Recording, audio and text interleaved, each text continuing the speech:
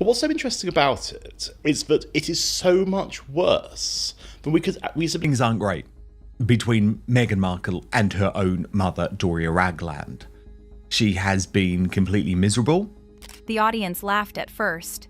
It was the kind of soft, affectionate laughter that fills daytime talk shows whenever a proud parent shares a sweet memory. The cameras glided effortlessly across rows of smiling faces.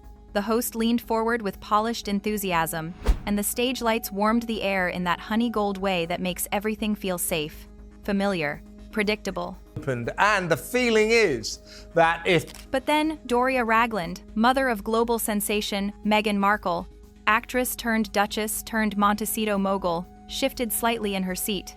She folded her hands, looked down, and let out a quiet breath that only the closest microphones caught. I've never really seen them. The audience froze. The laughter evaporated so fast it might as well have been sucked out by a vacuum. The host blinked, unsure whether the comment was a misunderstanding, a joke that didn't land, or a cue to move on. The cameraman briefly forgot to pan. Even the floor manager's headset crackled into silence. It was that kind of moment. And somewhere in a sunlit mansion hundreds of miles away, Meghan Markle's world cracked right down the center. This wasn't tabloid gossip. This wasn't a shady blogger fishing for clicks. This was Doria herself, the one person who almost never spoke publicly, the one who had always stayed above the circus, finally stepping into the arena. And what she revealed wasn't just about family. It was about illusion. For years, Meghan had crafted a flawless picture of the California royal dream: a loving husband, 2 adorable children, and a house scented permanently with lavender candles and curated authenticity. A lifestyle so glossy that even luxury magazines struggled to capture it fully. The lens as a parent, there is no way to see that any other way than to try to find a solution. But with one trembling confession, that glossy dream turned into smoke. "I don't know when I'll see them again," Doria added softly. "Sometimes I don't even know if they're home." You could almost hear the collective gasp ripple across living rooms across the country. Because for years, the world had only seen the Markle children through carefully edited montages, slow-motion garden strolls, birthday photo shoots with perfectly filtered sunlight, holiday snapshots with just right bokeh. They were the children of image, curated gently but firmly by Meghan's well-oiled PR machine. And now, the one woman who should have had the most natural, unfettered access was saying she didn't. Behind the scenes, show insiders later claimed that Doria never intended to say any of these things. It wasn't rehearsed, not scripted, not even hinted at during the pre-interview prep. It came out like a confession that had been lodged in her chest for years. Crew members whispered that she had seemed tense that entire morning, sipping tea, staring at her cue cards, offering polite smiles but never reading anything aloud, like someone carrying something heavy and hoping she wouldn't trip. But when the host casually asked about her relationship with the grandkids, Doria's composure buckled. "I love them," she said, voice trembling. "But I can't say I really know them."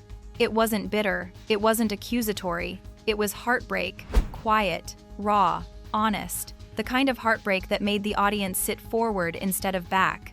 Meanwhile, in Montecito, the Markle residents went into what one former staffer later described as lockdown mode, electric tension, like the air before a thunderstorm. Meghan was said to be mid-meeting when the clip hit the internet like a missile. Her phone buzzed once, twice, then relentlessly. Screenshots, alerts, frantic messages from her PR team. She said it on air. "It's everywhere. We need a response now." Within minutes, Doria was the #1 trending topic globally. Clips from the interview looped endlessly across every platform. Slowed down, analyzed frame by frame, remixed into TikToks, debated on podcasts, and dissected in Twitter threads by amateur body language experts. People weren't just listening, they were decoding. Was Doria implying Meghan kept the children hidden? Had Meghan exaggerated her picture-perfect life? Was the quietness of the Markle estate something more than privacy? Some believed Doria had simply slipped emotionally. Others believed she had finally cracked under years of silence. But before any of that, before the trending hashtags, before the PR fallout, you need to understand why this moment hit as hard as it did.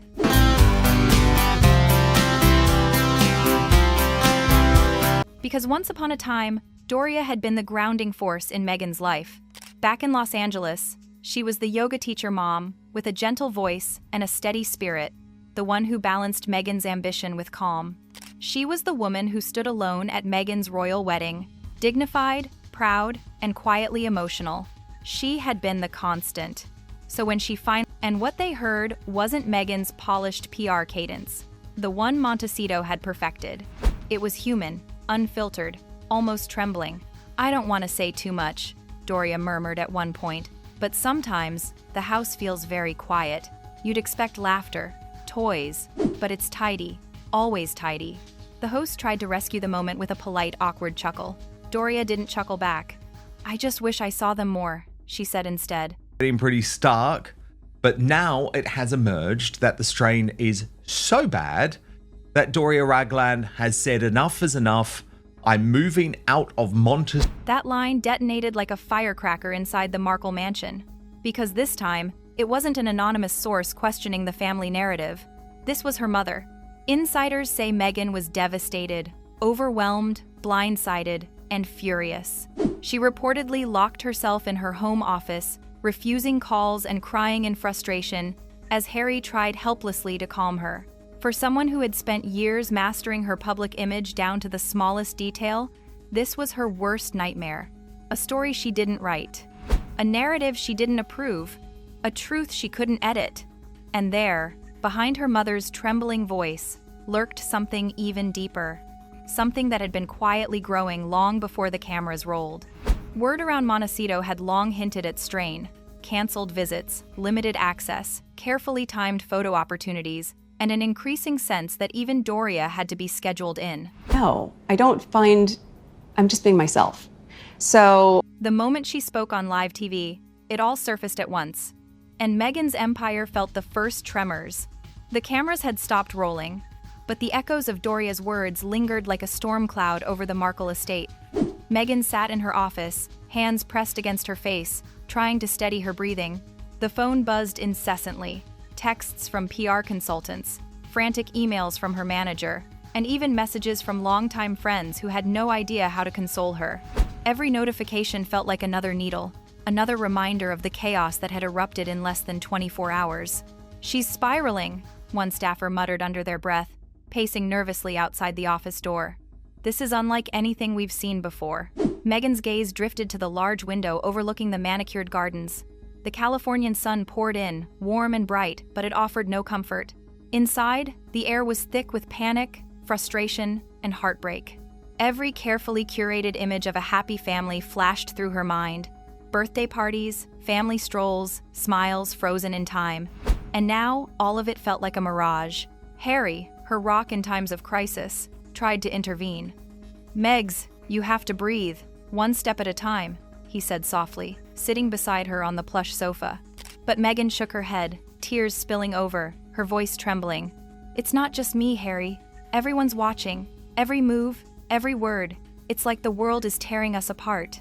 Outside, the media frenzy was at a fever pitch. Clips of Doria's interview had gone viral, trending across social media platforms. Analysts and commentators dissected every expression, every pause, every intonation. "Markle's mother exposes cracks in family image," read one headline. "The California fairy tale may be a facade," said another. Social media hashtags multiplied by the hour. Number "Where are the kids?" Number "Markle mystery?" Number "Family crisis." Even entertainment podcasts that typically favored Meghan found themselves questioning the narrative, the optics, and the reality behind the estate's gates. The PR team worked furiously, drafting statements meant to reassure the public while attempting to regain control. "We are reviewing the interview and will issue a statement regarding Meghan's family and privacy," one read, carefully neutral. But it was a drop in an ocean of speculation, unable to stem the tide of curiosity and criticism. So she said, "All right. Well, I noticed and others noticed that her mother didn't look happy being there. She did come, but she did look a bit fed up and cross. But nonetheless, the producers also..." Meghan's mind raced. Every decision she had made to protect her children, to preserve their privacy, now felt like a double-edged sword. If she pushed back publicly, she risked intensifying scrutiny. If she stayed silent, she risked the narrative being written without her. The balance she had worked so hard to maintain seemed to be slipping through her fingers. She thought back to moments with Doria, long before cameras, interviews, and public scrutiny. The yoga sessions in the quiet of early mornings, the whispered advice over late-night phone calls, the gentle encouragement when Meghan's career was uncertain. Those memories, once comforting, now carried a sting. The woman she had always relied upon had just shaken the foundation of her carefully crafted world. Harry placed a hand on hers, trying to anchor her. "We'll get through this," he said firmly, though his own voice betrayed his worry. "We always do." But Meghan couldn't see the path forward. Every option seemed fraught, every public statement a potential disaster. Even the home, once a sanctuary, felt like a gilded cage, magnifying every mistake, every slip, every unguarded moment. Hours passed in tense silence. Meghan alternated between pacing the room and curling up on the sofa, the weight of the day pressing down on her. The estate staff whispered in corners, unsure whether to intervene or simply stay out of the eye of the storm. Meanwhile, the media's relentless coverage continued, turning a single, unscripted comment from Doria into a narrative that now dominated headlines across continents. By evening, Meghan's emotions had shifted from shock to fury. Her public image, her carefully cultivated persona, her family's private world, all felt under siege. "I've worked my entire life to protect them. Harry," she said, her voice breaking. "And now it's like everything I've done means nothing. Even my mother doesn't understand." The tears came again, unstoppable, mingling with a sense of betrayal that cut deeper than any public critique ever could. Harry remained steadfast, though he too was shaken. He could feel the collapse of Meghan's inner world, the emotional strain threatening to overwhelm her. He tried to remind her that her intentions had always been pure, that every effort had been for the children, for the family, for the life they were building together. But in that moment, logic offered little solace against the tidal wave of public scrutiny and private heartbreak. Daughter Princess Lilibet in honor of her 4th birthday. Can you believe she's 4 already? As night fell, the mansion felt eerily quiet, the earlier sun replaced by the soft glow of interior lights. Outside, the world continued to speculate, tweet, and dissect. Inside, Meghan and Harry faced the intimate, raw consequences of a family dynamic turned public spectacle. Every heartbeat, every whispered conversation carried the weight of scrutiny and expectation. At one point, Meghan collapsed onto the sofa, burying her face in her hands. "I don't know how to fix this, Harry," she admitted, her voice muffled by her hands. "No press release, no statement, no staged photo shoot. Nothing can fix this." Harry held her, letting her cry, letting the storm of emotion pass through her. Words were futile. There was no reassurance that could undo the exposure, the emotional rupture, the unforeseen consequences of a simple, truthful statement from her mother. Then came the late-night calls from advisors, legal teams, and distant family contacts. Each ring, each message, pulled her back into the vortex of public attention, a reminder that privacy was no longer her ally. Every potential solution seemed inadequate, every strategic move already compromised by the raw honesty of Doria's confession. Despite the chaos, Meghan tried to find a flicker of resolve. She reminded herself of the foundation she had built, the successes, the moments of joy, and the love she and Harry shared. It wasn't enough to erase the sting, but it was enough to anchor her in the midst of emotional turmoil.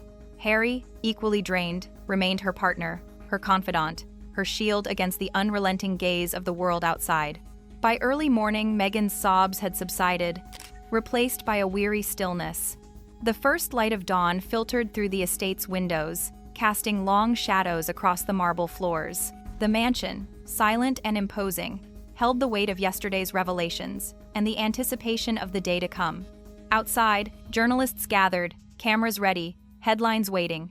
Inside, Meghan and Harry prepared to face another wave of scrutiny, another chapter of a story that had spiraled far beyond their control. The final thought that lingered in Meghan's mind as she stared out the window was simple yet harrowing. Some truths, once spoken, could never be taken back. Some cracks, once visible, could never be perfectly mended, and some moments, once public, could never return to the private sanctuary from which they were torn. In that quiet reflection, amidst the emotional wreckage, Meghan understood that she had entered a new reality, one where even love, privacy, and carefully curated narratives were subject to the relentless, unforgiving gaze of the world.